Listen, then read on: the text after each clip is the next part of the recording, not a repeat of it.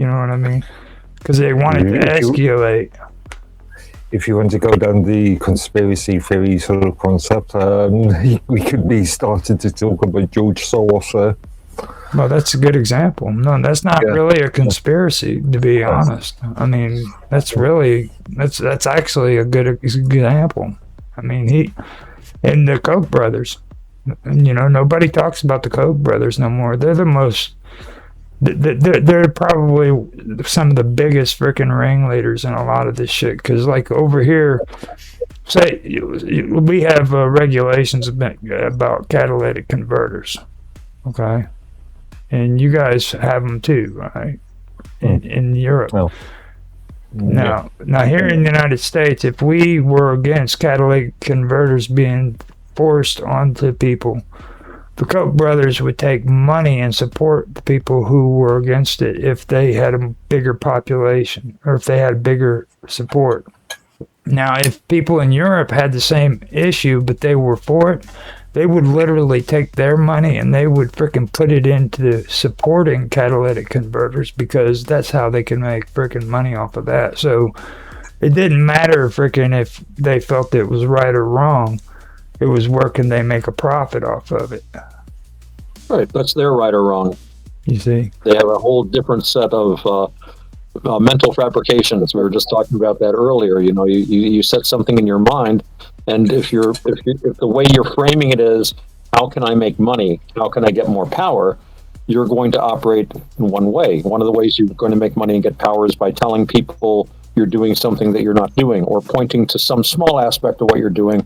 Oh, look, I'm helping the environment. I'm just happening to make $1 billion while I'm doing it, and there might be a cheaper way to do it, or maybe we could have somebody else do it, but not me. So I'm going to push this. So it's it's interesting because I'm thinking of Aristotle. You made me think of Aristotle here, and he talked about the different kinds of government you have. And one of the things about the way they would, that Aristotle and like the Greeks and these guys would look at government, they didn't mean government the way we mean government. We have this separation of powers, and we tend to look at government as being separate from, big business, being separate from, things like religion.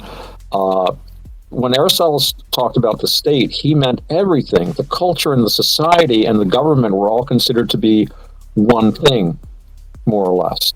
So you could have a government of aristocrats, an aristocracy, which would mean rule by the best and worthiest people, or you can have a rule by basically oligarchs, who are people that are only ruling in their own interest. In the same way, you could have a king who was a benefactor and was trying to do his best to help the state, or the king could be a tyrant who was only ruling for his own self-interest.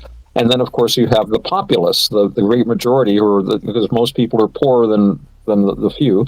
So the poorer people, they would rule in their best interest. They would try to take away stuff from, we see that in New York City, where Mandami there said, well, let's take money from the rich people and give it to the poor people. That's not really fair.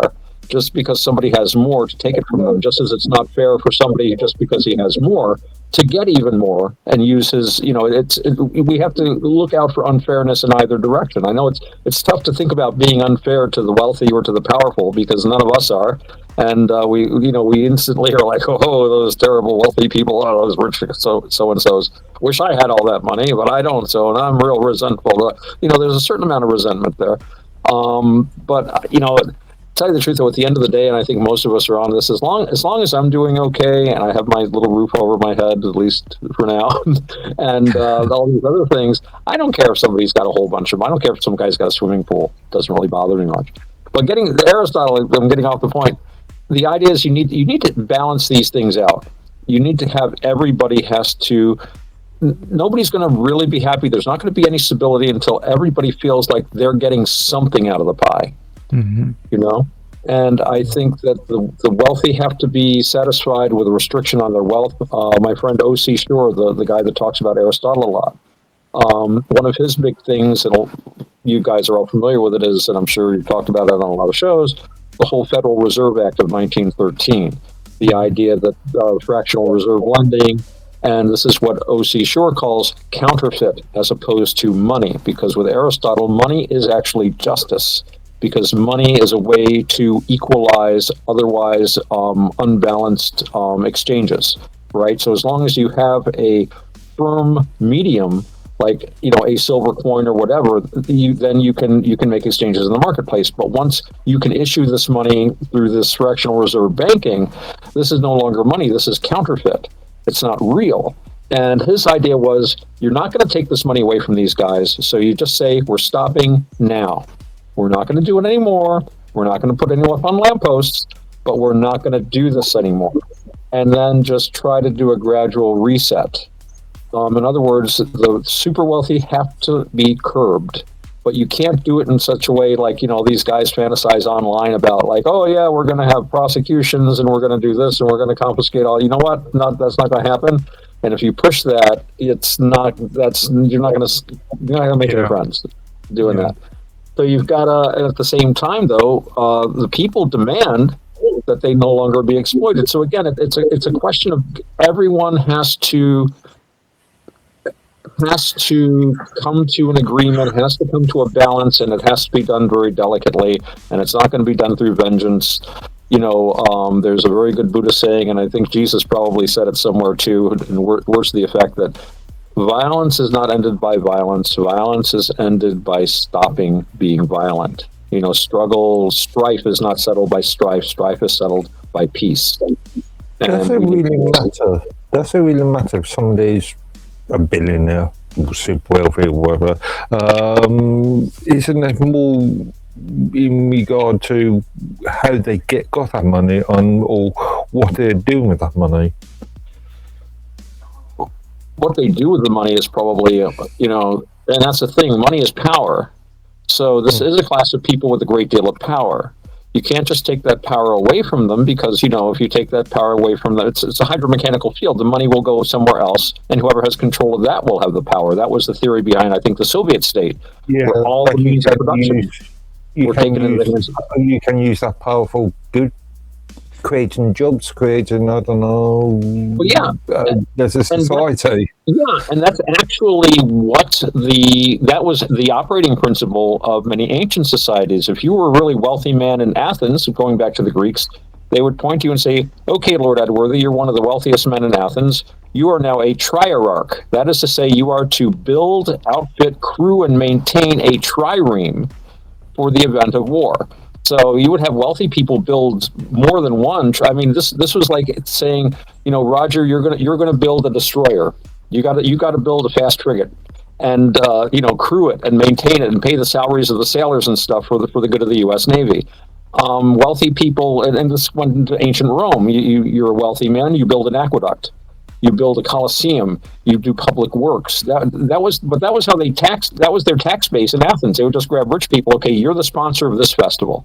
And I've talked before about these religious festivals. That was a way of redistributing calories. They would slaughter dozens of like bulls and sheep and this and that. They would take the fat, roll some fat up in some thigh bones, burn that to the gods, and the meat would be cut up and distributed to all the citizens.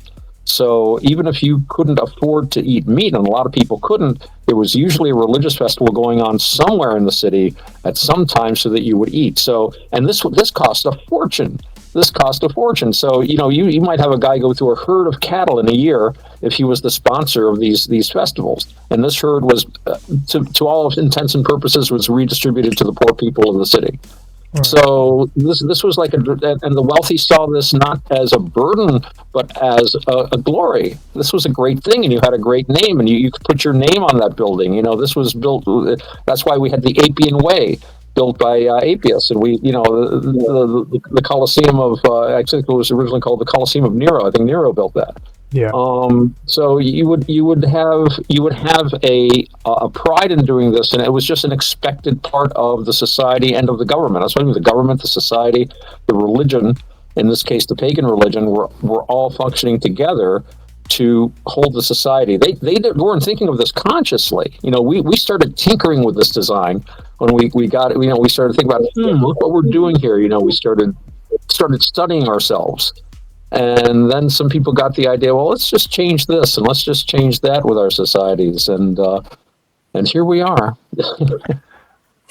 I mean, with a lot of what you said, that's one reason why I always talk to Mark about this stuff when it comes to what you're hearing. A lot of people are trying to say that, like, these immigrants and stuff, that they're ruining their culture and stuff, but to look at what they really know about their culture, okay? Like, you're talking about festivals. Like, England, first of all, had at one time so many festivals that you could do, like you just said, you could go from town to town and hit a festival every freaking week, pretty much. You know what I mean? That's you know. And look at all the festivals that are gone now, that nobody freaking even celebrates anymore there, or even here. We've actually had festivals too, which are gone. And 12 days of Christmas. There used to be 12 full days of Christmas. Well, I've actually done research on that too. That's actually where they tried to incorporate Hanukkah into Christmas, and that was started, I believe it was started in England. England again, eh? Perfidious Albion. 12 days of Christmas. But you know, I mean, it's like, and I say, like, you know, when these people are saying they're destroying our culture and our traditions, they really need to start talking more about their cultures. Do they even know what they're talking about? Like, there's monoliths all over frickin' England, and it's like nobody frickin' talks about it. Like, that is the most frickin' historically rich country you could ever go to. There's some very interesting theories about those monolith builders too. You know, they don't know a whole lot, but I remember coming across this one thing in the old histories when the Romans were fighting these people called I think it was the Cimbri. And they were one of those tribes. They'd been forced out of wherever they were, and they were wandering around. They wandered into or near Roman territory, and they got into this horrible scrap. I mean, the whole tribe, men, women, and children, I believe the number that they were, you know, you don't know about the ancient numbers, but it was like 250,000 people, which is believable. You know, at least 100,000 people. And I read one theory that they might have been a remnant of the old monolith builders that have been pushed out by the Celts, because I remember reading one, and this was just kind of an idea I thought might have been true. They were fighting the Romans, and at one time they were in the hills, and they brought these huge stones down on the Romans. The Romans had no idea how they moved them, so it's like maybe these guys still remembered how to use the levers and this and that to move the giant stones, but that they used the actual stones of the mountain to it. I don't remember reading about any other barbarian group that did that. So it just made me think, well, maybe these guys did handle the stones. They knew how to handle like the big monoliths, because some of those were simply enormous, and we have very little idea of the religious. It had to be religious, and people only do crazy stuff like that for their religion. You know, you see a pyramid, something like that had to be religious. You know, I mean, why else would you do that? Well, that's the thing that I do agree with a lot of these ancient alien people when it comes to the pyramids, because there's no logical reason for why they wanted to build those pyramids. I mean, you can tell me, you can try to convince me until you're blue in the face that they did that to bury some rich, famous pharaoh, but I'm gonna tell you, you're full of shit. You know what I mean? Why? Because there's a lot that's involved in those pyramids. The Great Pyramid, it actually is plumb. It is 100% plumb. There's people today who can't even freaking make an outhouse that's built plumb. Yeah. You know what I'm saying? There's just so much stuff that's involved with that pyramid that is way more advanced than what freaking people are saying it is. Okay,